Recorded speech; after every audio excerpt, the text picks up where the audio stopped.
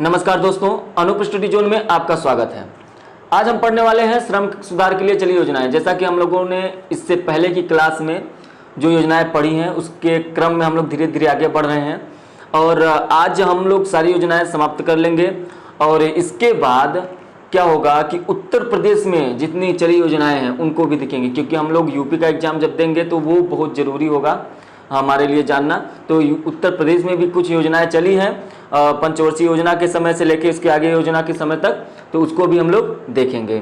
ठीक है, तो वो अगली क्लास में देखेंगे। आज हम लोग श्रम सुधार के लिए चली योजनाएं और जो ग्रामीण विकास के लिए चली योजनाएं हैं उनको देखेंगे।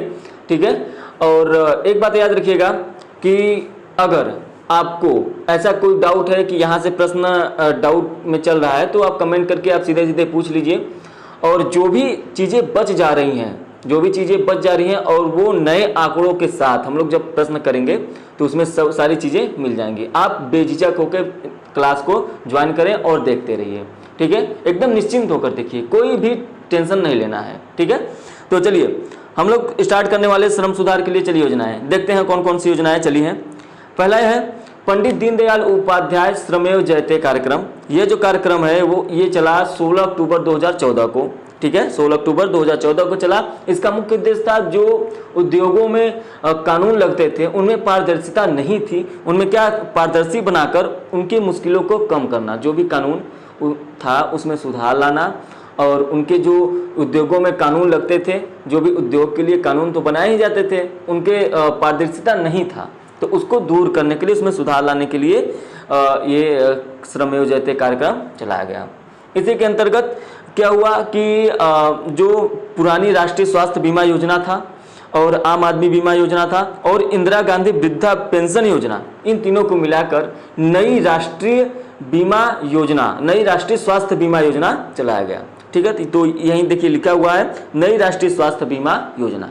याद रखेंगे कि श्रमेव जयते कार्यक्रम के तहत असंगठित क्षेत्र के मजदूरों का जो मुफ्त में रोगों के इलाज के लिए ये पुनर्गठित की गई थी।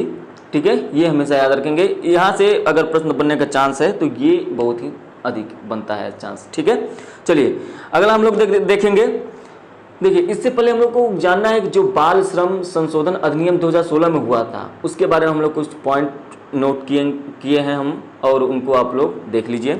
चलिए देखते हैं। 14 वर्ष तक की आयु के किसी भी बालक को रोजगार दिया जा सकता है। पहला पॉइंट में यही है कि 14 वर्ष तक की किसी भी आयु के बालक को रोजगार दिया जा सकता है, लेकिन कंडीशन है, वहां पे शर्त लग जाता है। क्या लग जाता है कि वो अपने परिवार की सहायता कर रहा हो।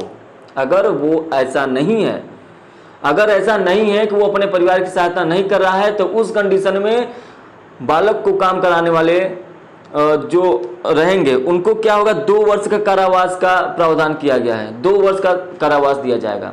ठीक है, अगली पॉइंट है कि यदि कोई अभिभावक अपने किसी बच्चे को रोजगार में लगाता है तो पहली बार उसे दंड न देने के बजाय उसे माफ कर दिया जाएगा, लेकिन दूसरी बार उसे सजा जरूर दिया जाएगा, उसे दंड का भागी जरूर होगा। ठीक है, अगला है 14 वर्ष से लेके 18 वर्ष तक के बच्चे जो किशोर होंगे, जो किशोर कहलाएंगे, लेकिन उन्हें किसी भी संकटमय व्यवसाय या प्रोसेस में रोजगार में नहीं लगाया जा सकता।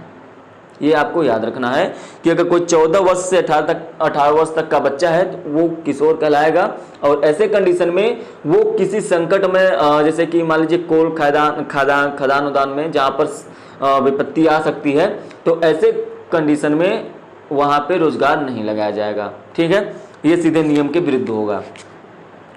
अगला है बालकों को रोजगार पर लाने के लिए जो दोषी पाए जाएंगे तो उनको क्या होगा, 6 माह से 2 वर्ष की सजा है। 6 माह से 2 वर्ष की सजा है, लेकिन जो दूसरी बार अगर दोषी पाए गए, ये तो पहली बार के लिए कंडीशन था कि 6 माह से 2 वर्ष के लिए सजा जरूर दिया जाएगा, कम से कम 6 माह है। ठीक है, लेकिन अगर वही चीज बार बार दोहराया जाए तो अगर दूसरी बार पाया जाता है तो 1 वर्ष से लेकर 3 वर्ष तक का प्रावधान है। तो 1 वर्ष से लेकर 3 वर्ष तक का कारावास दिया जाएगा।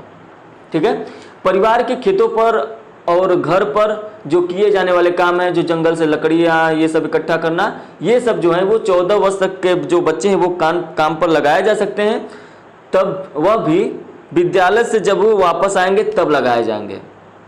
यहाँ पर एक शर्त है कि वो जब विद्यालय से वापस आएंगे तभी ऐसे कामों में लगाए जाएंगे। ठीक है, अब हम लोग इसके बाद पढ़ेंगे ग्रामीण संरचना और विकास से संबंधित योजनाएं। कुछ जो ग्राम के विकास के लिए योजना चली। अब हम लोग जो योजनाएं पढ़ने वाले हैं बहुत बहुत बहुत ज़्यादा इंपॉर्टेंट है और उसको हम लोग देखेंगे बहुत ही अच्छे से। हर एक पॉइंट नोटेड है, तो आप लोगों को यहाँ से फिक्र करने की कोई ज़रूरत है ही नहीं। चलिए बिना देर के स्टार्ट करते हैं। पहला ही है, देखिए, प्रधानमंत्री आवास योजना। ये ग्रामीण के लिए, ऐसा कह सकते हैं कि प्रधानमंत्री ग्रामीण आवास योजना, ऐसा भी इसको कहा जाता है। इसका प्रारंभ कब हुआ? ऐसा कहें कि इसका स्थापना कब हुआ, तो इसका प्रारंभ हुआ 23 मार्च 2016 को। ये आपको याद रखना है, 23 मार्च 2016 को। अब देखेंगे मैं जितनी भी योजनाएं पढ़ा रहा हूँ उसका जो प्रारंभ है वो मैं ऊपर ही नोट कर दे रहा हूँ, क्योंकि यहाँ से प्रश्न पूछते हैं। देखिए, योजना से 2 प्रश्न जरूर पूछते हैं। अक्सर देखेंगे आप प्रीवियस ईयर प्रश्न उठाकर देखेंगे, तो पेपर उठाकर देखेंगे तो ये प्रश्न मिलेगा, या तो फिर प्रारंभ पूछेगा, ठीक है, या फिर नए आंकड़े के अनुसार डाटा पूछ देगा, या तो फिर पूछेगा यह किस मंत्रालय के अंतर्गत आता है। तो आप देखिए, मैं इन योजनाओं में कुछ में मंत्रालय का जिक्र कर रहा हूं, कुछ में नहीं कर रहा हूं, लेकिन आपको जब मैं उत्तर प्रदेश का योजना पढ़ाऊंगा इसके नेक्स्ट क्लास में, तो उसके बाद एक आपको चार्ट दे दूंगा, आप उसका मैं PDF भी दे दूंगा, आप उसको देख लीजिएगा। उसमें जितने भी मैंने योजनाएं बताई हैं वो किसके अधीन में कार्य कर रही हैं वो आपको मिल जाएगा। ठीक है, हालांकि जो 2000 के बाद चली योजना है उस पर हम लोग ज़्यादा फोकस करेंगे। ठीक है, और जो करंट में चल रही योजना है उसको हम लोग ज़्यादा फोकस करेंगे। ठीक है, तो चलिए हम लोग पढ़ रहे हैं प्रधानमंत्री आवास योजना। प्रधानमंत्री आवास योजना देखिए 2016 से 2019 तक 1 करोड़ पक्के मकानों का निर्माण इसका उद्देश्य है। जो प्रधानमंत्री आवास योजना है 2016 से 2019 तक 1 करोड़ पक्के मकानों का इसका निर्माण का क्या था, उद्देश्य था। ठीक है, क्योंकि 2019 बीत चुका है तो ये था, हो गया। ये योजना दिल्ली एवं चंडीगढ़ को छोड़कर देश के अन्य सभी केंद्र शासित क्षेत्रों और राज्यों में लगाए गए हैं। कौन कौन से 2 केंद्र शासित क्षेत्र छोड़े गए हैं? दिल्ली और चंडीगढ़। तो ये आपको याद रखना है। अगला है, लाभार्थियों का जो चयन होगा वो सामाजिक, आर्थिक और जाति जनगणना आंकड़ों के आधार पर किया जा रहा है। ठीक, केंद्र सरकार एवं राज्य सरकार के बीच जो लागत है वो 60-40 के अनुपात में विभक्त है। ये भी इंपॉर्टेंट है, इसको याद रखिए। उसके बाद एक मकान का क्षेत्रफल कितना होगा? 20 से 25 वर्ग मीटर तक मिनिमम निर्धारित है। ये मिनिमम निर्धारित है। हालांकि अगर आपको इससे ज़्यादा बनवाना है तो इसके तहत क्या है कि 70,000 रुपए तक का लोन का भी प्रावधान है इसी योजना के अंतर्गत। ठीक है, तो 70,000 रुपए आप ऋण लेके आप अपने अच्छे से घर बनवा सकते हैं, लेकिन वो ऋण दिया जाएगा। लेकिन इससे पहले 20 से 25 वर्ग मीटर तक आपको सरकार देगी। इस योजना के तहत आपको लाभ मिलेगा। ठीक, लास्ट में देखिए हमने एक पॉइंट रेड किया हुआ है, इसका मतलब ये इंपॉर्टेंट है। देखिए सीधे सीधे लिखा है कि सितंबर 2016 में, ये आप याद रखें या ना रखें, ये हम सितंबर 2016 आपके जानकारी के लिए बताए हैं। आपको ये याद रखना है, जो इंदिरा आवास योजना था, इंदिरा आवास योजना को प्रधानमंत्री आवास योजना में मिला दिया गया है, इसमें विलय कर दिया गया है। ठीक है, तो ये आप याद रखेंगे। ठीक, तो अगला हम लोग योजना देखेंगे पेयजल, ग्रामीण पेयजल योजना और राष्ट्रीय ग्रामीण पेयजल कार्यक्रम। ये 2 योजनाएं हैं, ऐसा नहीं है ये 2 योजनाएं नहीं है, ये एक ही योजना है। और इसके अंतर्गत ये दोनों योजनाओं, देखिए पहले पेयजल योजना कार्यक्रम चला, उसके अंतर्गत ही बाद में इसका नामकरण हुआ और नाम बदल कर दिया गया राष्ट्रीय ग्रामीण पेयजल कार्यक्रम। तो अगर आपसे ग्रामीण पेयजल योजना या फिर राष्ट्रीय ग्रामीण पेयजल कार्यक्रम पूछता है तो आप दोनों को याद रखिएगा। ठीक है, देखिए ग्रामीण क्षेत्रों में जो स्वच्छ पेयजल की आपूर्ति है उसकी व्यवस्था की जिम्मेदारी किसकी है? राज्यों की है। हालांकि समय समय पर जो केंद्र सरकार है वो पेयजल आपूर्ति में तेजी लाने के लिए कार्यक्रमों को संचालित करती रही है और उसी के अंतर्गत यह एक योजना है। ठीक है, सो वर्ष 1972-73 में त्वरित ग्रामीण जलपूर्ति कार्यक्रम। ठीक है, देखिए सबसे पहले वर्ष 1972-73 में त्वरित ग्रामीण जलपूर्ति कार्यक्रम चलाया गया। ठीक है, उसके बाद उसका नाम बदल दिया गया। उसका नाम बदल दिया गया, कब बदल दिया गया? 1986 में।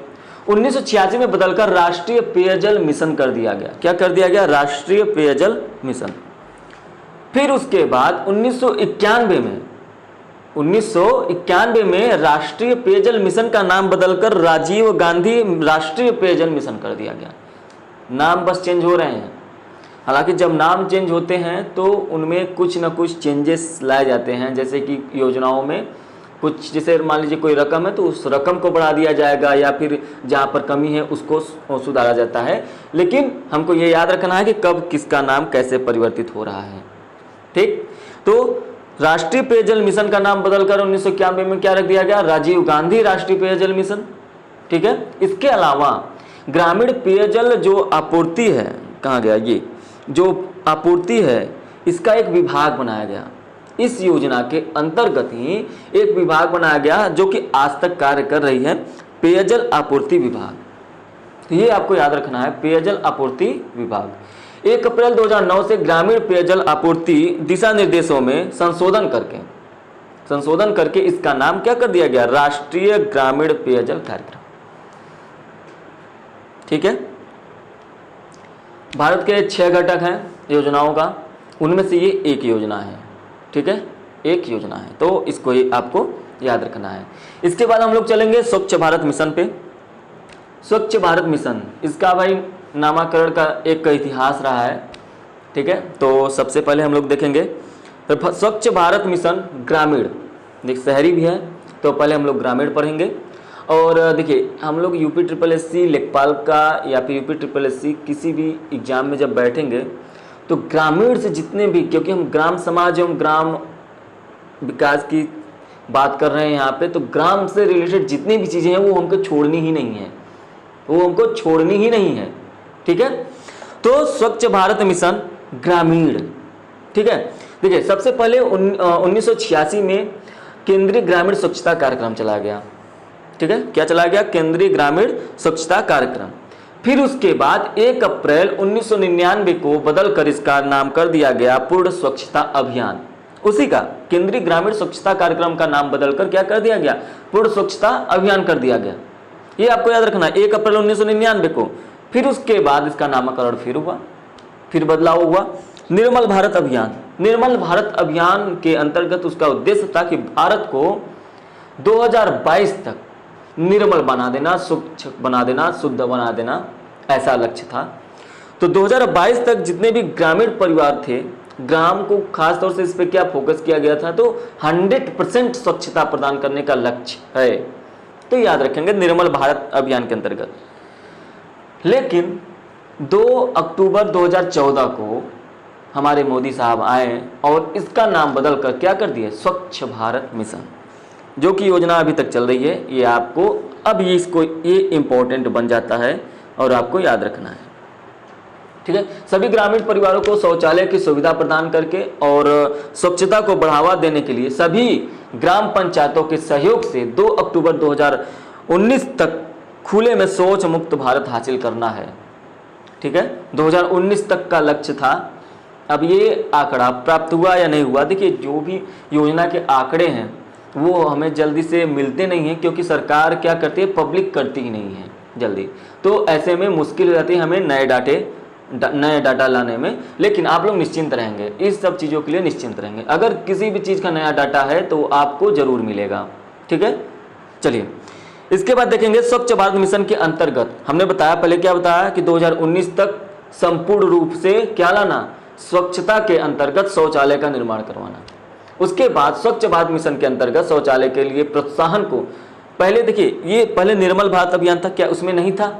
उसमें भी था, लेकिन इसमें एक तरह से ऐसा किया गया, फोर्स दिया गया, जबरदस्ती किया गया। तो मतलब इसी चीज को शौचालय की सुविधा प्रदान करने के लिए एक फोर्स दिया गया। तो उसमें क्या किया? पहले 10,000 रुपया था, पहले 10,000 रुपया था, लेकिन उसके बाद इसके अंतर्गत 2,000 रुपया और बढ़ा दिया गया, 12,000 रुपया कर दिया गया। जब ये स्वच्छ भारत मिशन लागू हुआ, जब इस पे जोर हुआ तो 10,000 रुपया पहले किया गया था, फिर उसके बाद 12,000 किया गया, मतलब 2,000 रुपया क्या किया गया? बढ़ा दिया गया। क्यों बढ़ाया गया? क्योंकि जल की भी ज़रूरत होती है तो जल की उपलब्धता कराने के लिए सरकार 2,000 रुपया और बढ़ा दी, तो 10,000 से 12,000 रुपया कर दिया गया। तो ये आपको याद रखना है। इसके अंतर्गत जो एक मीडिया अभियान चला है, देखिए ये है मीडिया अभियान। इसमें क्या है, स्वच्छता को बढ़ावा देने के लिए जो गांव के आशा और आंगनवाड़ी कार्यकर्ता हैं उनको भी प्रोत्साहित करने के लिए व्यवस्था किया गया है।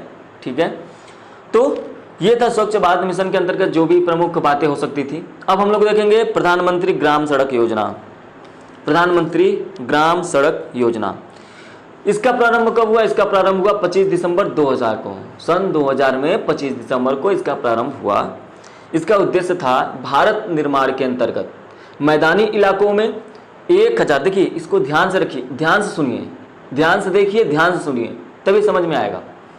हालांकि है सिंपल। देखिए भारत निर्माण के अंतर्गत मैदानी इलाकों में 1000 या अधिक जनसंख्या वाली, अगर कोई मैदानी इलाका है तो वहाँ पे कम से कम 1000 की जनसंख्या हो, 1000 जनता हो या उससे अधिक हो, वहाँ पे या तो फिर जो पहाड़ी इलाका हो, रेगिस्तानी इलाका हो या जनजाति इलाके हों, वहाँ पे कम से कम 500 या 500 से अधिक की जनसंख्या हो। ठीक है, उसके बाद अगर कोई विशेष श्रेणी वाला राज्य है या तो फिर जो चुनिंदा जनजाति होते हैं वे, या तो फिर जो मरुस्थलीय क्षेत्रों में रहते हैं, जो मरुस्थलीय क्षेत्र हैं उनमें कम से कम 250 जनता होनी चाहिए, जनसंख्या 250 कम से कम होनी चाहिए। वैसे में या तो 250 कम से कम होनी चाहिए, 250 से अधिक हो सकती है। ठीक है, इन सभी बस्तियों के लिए संपर्क सुविधा मुहैया करवाना, मतलब सड़क तो पहुंचा देना है, सड़क पहुंचा देना। तो इस योजना के अंतर्गत यही था, संपर्क पहुंचाना। तो इससे क्या हुआ? इससे ये सबसे बड़ा फायदा ये हुआ कि गांव के जो छोटे किसान हैं वो अपने फसल को सीधे क्या करेंगे, बेच सकते हैं मार्केट में जाकर। जो गांव के छोटे किसान हैं वो अपने फसल को बेच सकते हैं। तो इससे ये बहुत बड़ा फायदा हुआ सड़क बनने से, और गांव-गांव बस्ती जो बनी और गांव-गांव तक जो सड़कें पहुंची, मरुस्थलीय क्षेत्र में या हो या तो फिर पहाड़ी क्षेत्र में हो, रेगिस्तानी क्षेत्र में, किसी भी क्षेत्र में। ठीक है, उसके बाद देखिए प्रधानमंत्री ग्राम सड़क योजना के तहत अपने गांव की सड़क सही भी करा सकते हैं। अगर आप चाहें, अगर आपका गांव का सड़क खराब है तो आप उसे बनवा सकते हैं। इसके लिए एक एप्लीकेशन है, एक ऐप है मेरी सड़क।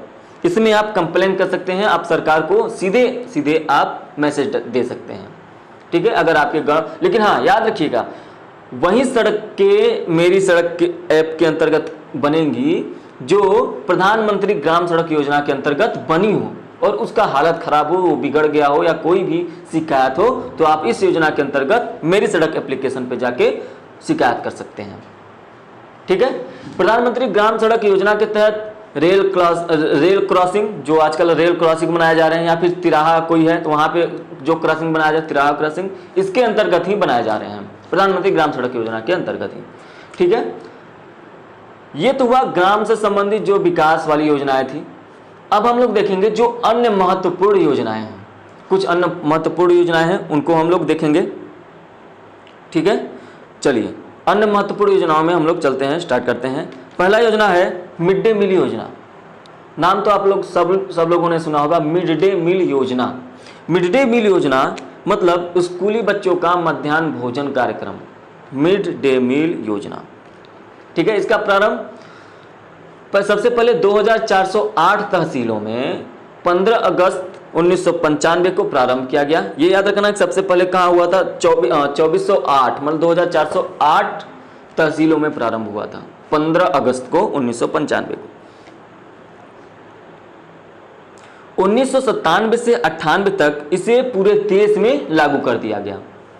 ठीक है, तो ये याद रखना है कि इसका प्रारंभ अगर पूछा जाए तो 1997 से 98 तक इसे पूरे देश में लागू किया गया। अब प्रारंभ कब हुआ? 15 अगस्त 1995 को। सबसे पहले 2408 तहसीलों में इसको लागू किया गया था। ठीक है, अब देखिए जो विद्यालय में मध्याह्न भोजन का राष्ट्रीय कार्यक्रम लगभग 12 करोड़ ऐसे बच्चे को कवर करता है जो सरकारी सहायता प्राप्त विद्यालयों और शिक्षा गारंटी योजना और वैकल्पिक तथा जो नए शिक्षा स्कीम हैं उनके अंतर्गत चलाए जा रहे हैं, केंद्रों में शिक्षा के प्राथमिक स्तर पर शिक्षा प्राप्त कर रहे हैं। समझ रहे हैं? देखिए, ये जो योजना है उनका लाभ 12 करोड़ बच्चे आसानी से पा रहे हैं। उनमें से जो सरकारी सहायता प्राप्त कर रहे हैं वो, मतलब सरकारी सहायता मतलब चाहे तो वो सरकारी विद्यालय में हो, शिक्षा गारंटी योजना के अंतर्गत हो, चाहे वो किसी भी नए स्कीम के अंतर्गत पढ़ाई कर रहे हैं, तो ऐसे में ये 12 करोड़ बच्चों को कवर कर रहा है यह योजना।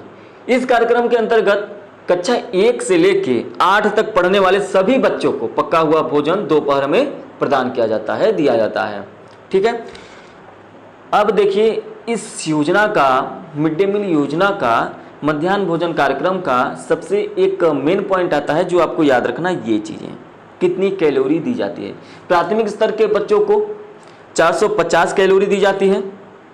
मध्याह्न में जो भोजन होता है दोपहर को वो 450 कैलोरी, मतलब उसमें 12 ग्राम प्रोटीन होना चाहिए।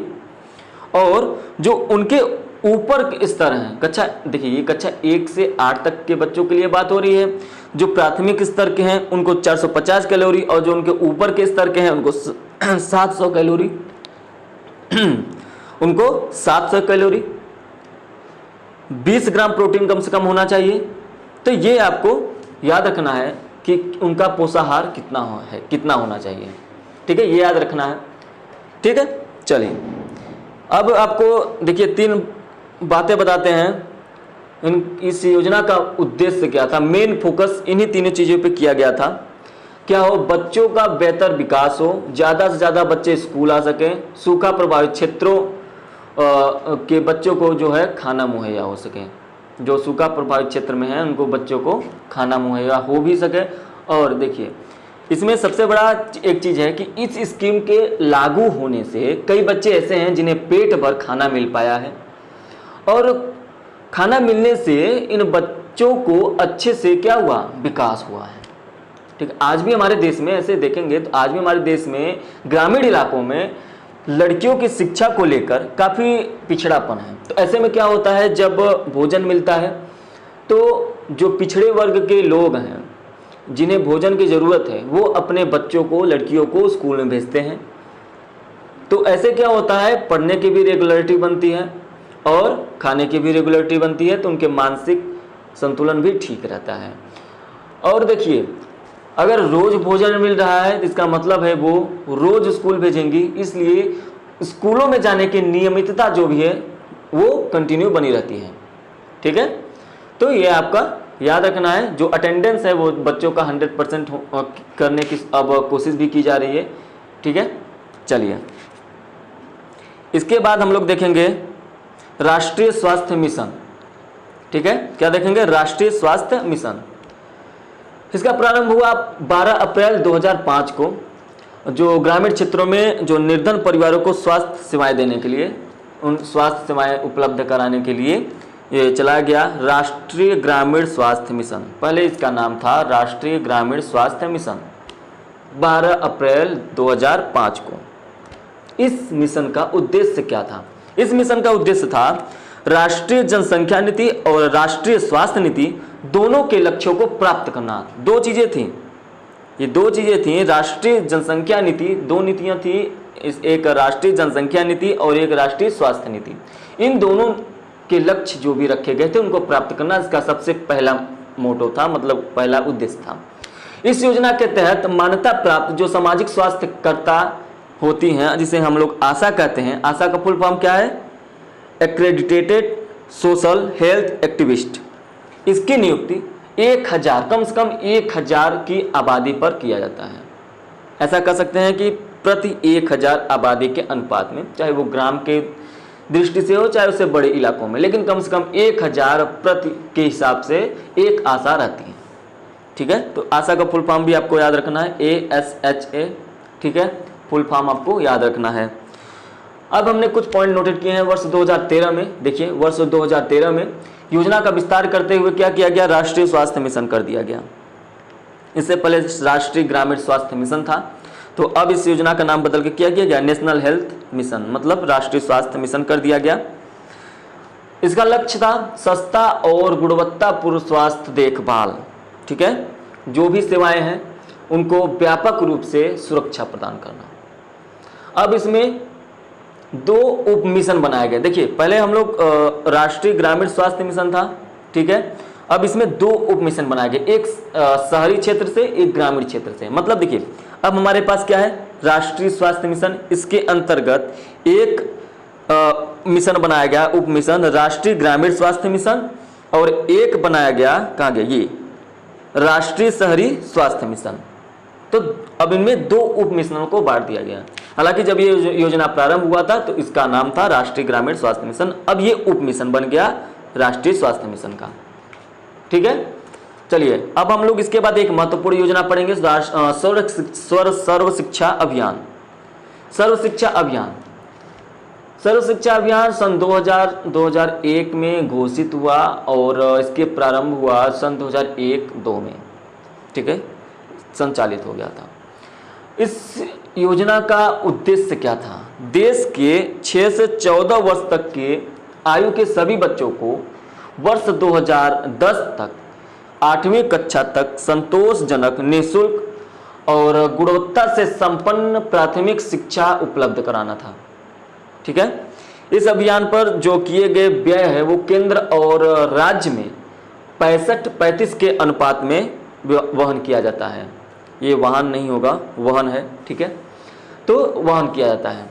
लेकिन अगर पूर्वोत्तर राज्य की बात करें तो पूर्वोत्तर राज्य में यह 90:10 का है, मतलब 90 भाग जो है वो केंद्र व्यय करेगी और 10 भाग जो है वो राज्य व्यय करेगी, ठीक है। इसके बाद जो ईजीएस है, मतलब शिक्षा गारंटी योजना, और जो वैकल्पिक एवं अनूठी शिक्षा है AIE, इन दोनों का जो लक्ष्य है, उन दोनों का जो कार्य है, मेन कार्य है, जो बच्चे स्कूल नहीं जा रहे हैं उनको बुनियादी शिक्षा कार्यक्रम के तहत लाने का एक महत्वपूर्ण घटक के रूप में कार्य करेगी। मतलब जो सर्व शिक्षा अभियान के अंतर्गत जो बच्चे अभी भी स्कूल नहीं जा रहे हैं उनको प्रधानमंत्री की अध्यक्षता में एक सर्व शिक्षा अभियान मिशन स्थापित किया गया है, और इसी मिशन के अंतर्गत उन सभी बच्चों को सर्व शिक्षा अभियान के अंतर्गत स्कूलों तक पहुंचाने का लक्ष्य रखा गया है, ठीक है। तो ये चीज़ें आपको याद रखनी है। एक योजना के बारे में बात करें, पढ़े भारत बढ़े भारत। क्या है, पढ़े भारत बढ़े भारत। इस योजना के अंतर्गत जो है क्या किया गया कि बच्चे स्कूल तो जा रहे हैं लेकिन समझ के साथ पढ़ने और लिखने के लिए, इसको बढ़ावा देने के लिए यह योजना चलाया गया था, ठीक है। पढ़े भारत बढ़े भारत, इसके अंतर्गत जो समझ के साथ पढ़ने और लिखने की जो रुचि है उसको बढ़ावा दिया जाए, ठीक है। चलिए अब हम लोग देखेंगे अगला योजना, सबला योजना। सबला योजना देखेंगे, इसका प्रारंभ कब हुआ था, 19 नवंबर 2010 को, ठीक है। इसका प्रारंभ हुआ 19 नवंबर 2010 को। 11 से 18 वर्ष की जो आयु की जो किशोरी हैं, किशोरियों के सही मानसिक और शारीरिक विकास में मदद की स्कीम है। ये महिलाओं के लिए था, महिलाओं के लिए खासतौर से ऐसा कहा जाए, किशोरियों के लिए था, जो 11 से 18 वर्ष तक की आयु के किशोरियों के लिए था, ठीक है। देखिए इनमें 2 भाग किए गए, पहला पोषण और गैर पोषण घटक। पोषण के अंतर्गत क्या होता था, पोषण घटक के अंतर्गत जो किशोरियों के स्वास्थ्य का ध्यान दिया जाता था, ठीक है, और उनसे पोषण संबंधित जो स्थिति थे उसको सुधारने के लिए कार्य किया जाता था। और जो गैर पोषण घटक है उसके अंतर्गत क्या होता था, विकासात्मक आवश्यकताओं की पूर्ति, उनके मानसिक संतुलन हो, वो ठीक हो, वो विकास करे, वो आगे बढ़े, ठीक है। तो ये योजना जो है वो इंटीग्रेटेड चाइल्ड डेवलपमेंट सर्विसेज के तहत पायलट आधार पर आधारित है, ये आपको याद रखना है। पायलट आधार पर आधारित है सबला योजना, ठीक है। अब इसके बाद एक, अब किशोरियों की बात हुई तो महिला के अधिकार के लिए भी कोई योजना चली होगी, चलिए उस योजना पर भी बात कर लेते हैं। महिला के अधिकार के लिए जो योजना चली उस योजना का नाम था महिला अधिकारिता हेतु राष्ट्रीय मिशन।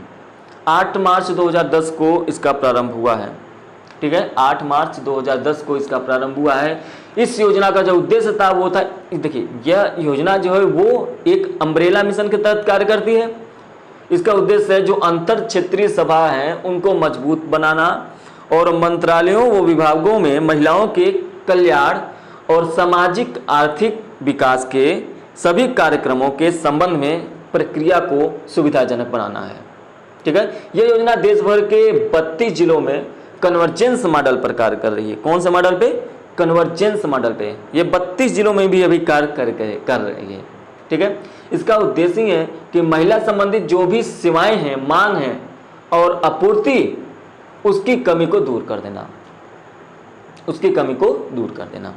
ठीक है, चलिए इसके बाद हम लोग योजना पढ़ेंगे कपार्ट योजना, CAPART, कपार्ट मतलब council for advancement of people's action and rural technology.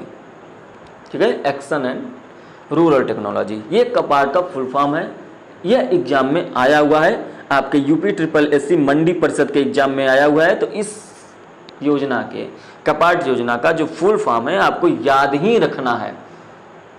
सरल है, पढ़ेंगे एक बार दो बार रिवीजन करेंगे तो याद हो जाएगा। चलिए इसका प्रारंभ देखते हैं। इसका प्रारंभ हुआ 1 सितंबर 1986 को।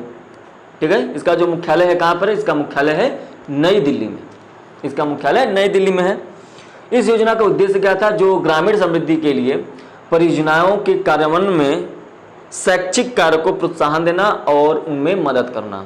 ठीक है, और इस समय कपार्ट को, ये कपार्ट है, कपार्ट को ग्रामीण विकास मंत्रालय में पुनर्गठित करने की काम किया जा रहा है। तो ये आपको ये फैक्ट याद रखना है कि अब अगर कपार्ट में कुछ बदलाव होगा तो वो होगा कि जो ग्रामीण विकास मंत्रालय होगा उसमें पुनर्गठित कर दिया जाएगा।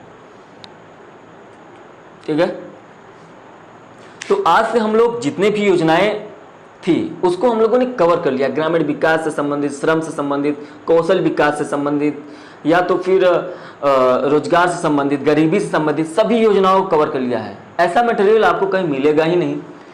अब इसके बाद नेक्स्ट क्लास में हम उत्तर प्रदेश के जो महत्वपूर्ण योजनाएं हैं उनको हम लोग देखेंगे। ठीक है, और इस तरह से हमारी योजनाएं जो हैं वो समाप्त हो जाएंगी अगले क्लास में। लेकिन जो चीज़ें छूट रही हैं वो हम लोग, जैसे कि क्या छूटी हैं, ये कि योजना को कौन सा मंत्रालय संभाल रही है, तो इसका एक चार्ट मिलेगा जो आपको PDF के रूप में मिलेगा। और इससे जितने प्रश्न बनते हैं या बन चुके हैं वो हम आपको जब प्रश्नोत्तरी करवाएंगे, इसका प्रश्नोत्तरी योजना का, तब हम उसमें सारी चीज़ें कवर कर देंगे। ठीक है, हर एक क्लास का प्रश्नोत्तरी है। और अगर आपको ये सब सेशन पसंद आ रहा हो, अगर आपको पसंद आ रहा हो तो ज़रूर से ज़रूर लाइक करें, हम लोगों का मनोबल बढ़ाएं और सब्सक्राइब करें। सब्सक्राइब करते समय बेल आइकन जरूर दबाएं, जिससे क्या होगा कि जो भी नोटिफिकेशन होगा वो आपको मिल जाएगा, तुरंत मिल जाएगा जैसे ही क्लास पड़ेगा। ठीक है, तो लाइक करें, शेयर करें और कमेंट भी करें। आपको कोई प्रॉब्लम हो रही है तो कमेंट करके बता सकते हैं। ठीक है, तो चलिए मिलते हैं नेक्स्ट वीडियो में, तब तक के लिए धन्यवाद।